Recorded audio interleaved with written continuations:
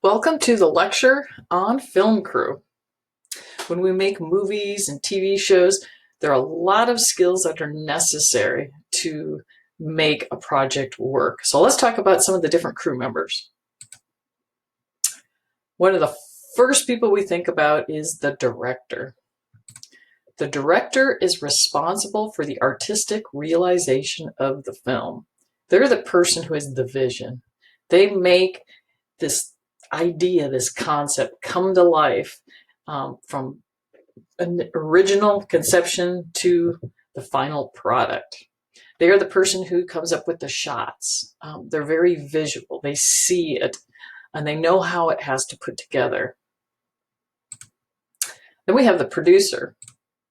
Producer is responsible for the financial and administrative aspects of the film. They're the money person. Now there are a lot of different types of producers, but typically if you're good with money, you're good with logistics, you're very organized, you would be a great producer. So line producer. A line producer supervises the day-to-day operations of the film. So the line producer is the producer that's on set. This is the producer that is dealing with the day-to-day budget. The art director comes and says, hey, I'm out of money in my budget, but I have to buy this prop. It's only $300. Can you give me some money? And they will be the person who decides yes or no and gets that to them. But not all producers are on set. Some never read the script. Some never even show up on set. Some of them are just the people who invest in the movie. And they're hoping that the movie does well, and then they get their cut later. Okay, then we have the first assistant camera person. This person is also called the focus puller. The reason why is because they maintain the camera and they're responsible for keeping the shots in focus, the focus puller. So you can see right here, this is the focus ring. So they are manually rotating that focus during the shot to make sure that the actor is in focus, because every time the actor moves, guess what? The focus changes. So they need to make sure they stay in focus and they hit their marks and they're adjusting that. First assistant director. This person screams at everyone on the set to get them to do their job. They act as a buffer between the director and everyone else. So if you're one of those people who can get people to do things, you have a really loud voice, you have a commanding voice, and you're just good at delegating, you might be a good first director. Very important, because this person keeps you on budget. You know, they keep things moving. Director of photography, aka also known as cinematographer. They are responsible for all aspects of the visual image. So they talk to the director. The director says, hey, I kind of am thinking, you know, we do a 2-shot here, and then at the end of the shot, I want you to zoom in or dolly or rack focus. And the director talks to the cinematographer. They work hand in hand. And then the cinematographer has to get the vision. They have to understand that, and they're the ones who know how to achieve that through cameras. Then we have the gaffer, the chief lighting technician. So the chief lighting technician reports to the cinematographer, because lighting and cameras go hand in hand. If you do not have a good gaffer, it doesn't matter what type of cinematographer you are, if you don't have good light, you're probably not going to have a good image. So they really rely on having a good gaffer. The best boy.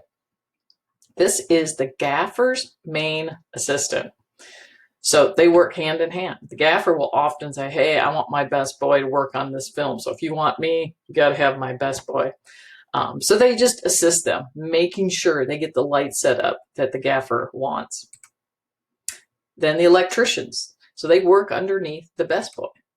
They're responsible for setting up the lights. So they're going to plug in the lights, they're going to get them set, kind of do whatever the best boy and the gaffer need to have done to get that shot lit correctly. So you can see them here. This is called a silk, and they're putting this in front of a light, and they have to adjust the light so that it is perfectly situated so it lights the set correctly. The grip, responsible for building, rigging, taping, etc. So they're going to do whatever needs to be done to get the shot. These are the handy people. These people will often have a roll of gaffer's tape attached to their pants because gaffer's tape is essential in the movie industry. It's wonderful stuff. So they are going to build, rig, whatever needs to be done. People will say, hey, get me a grip. They can help me with this. They can carry this. They can set this up. Okay, then we have the dolly grip, a little more specific. They are responsible for pushing and pulling the dolly. So you say, what's a dolly? Right here, there is dolly track. It looks like a little railroad. And then here's your dolly. This right here, this guy, he is the dolly grip. So he is pushing the dolly. You may say, what's so complicated about that? Well, it has to be smooth. You have to hit marks. If you don't hit marks, you got problems. So you have to have the touch. And then we have the editor. This is one of my favorite things to do. Responsible for putting the film together in its final form. Nothing's more rewarding than you have this concept. You get it on paper, you shoot it, you have all this footage, and then you try to create something out of all that footage. You try to make it the best project possible. So an editor, they're going to deal with sound, they're going to do with the picture, levels, all sorts of things, color correction. Okay, sound operator. Responsible for recording the sound during the shoot. So they're responsible for making sure you have good levels. If you have horrible sound, but you have a great picture, your film's going to be bad. If you have great sound and a horrible picture, your film's going to be bad. So sound is so important, and we tend to overlook this. This person right here, she is holding this boom pole, and there's a microphone right there. So she is called the boom operator, and she works within the sound department. A.D.R. supervisor. What does A.D.R. stand for? Automatic dialogue replacement. So they re-record and replace dialogue that was unusable. When we go out and shoot on locations, it's usually not quiet, right? If you're on location, you got planes going overhead, you got people driving by, you got somebody decided to start their lawnmower. Of course, the minute you're going to record, it's amazing how you think you're in a quiet place, and then all of a sudden you start shooting a movie and you realize how loud everything is, or how many things happen you never would have expected. So after you shoot the movie, you go into a studio setting like this. You see the movie, the visual, and here's your actor, and you got your microphone. So they are watching, so they want to keep it in sync, right? They want to have a good performance. So they watch it and then they record it. So now your dialogue is crisp and clean. So now your editor has this nice track of just crisp, clean dialogue that doesn't have the airplane flying through it, that doesn't, that's not too low. It's just the perfect level. And then they can adjust it from there. Foley artists. Foley artist records and replaces sound effects. So you might say, well, why don't you just go to a sound effects library? Well, you can, but sometimes those sound effects libraries don't have the sound, that sound that really works. So they have these people called Foley artists, and they go in a studio environment, kind of like that A.D.R. person, and they have all these gadgets that they use. They're watching the movie. So here's the movie that he's watching, and he's watching it and he's trying to create the sound while he watches it, and they record those. So now you have clean sound effects that really match the picture perfectly. Production designer. This is one of my favorite things as well. I love editing and I love production design. Production designer is responsible for designing the sets.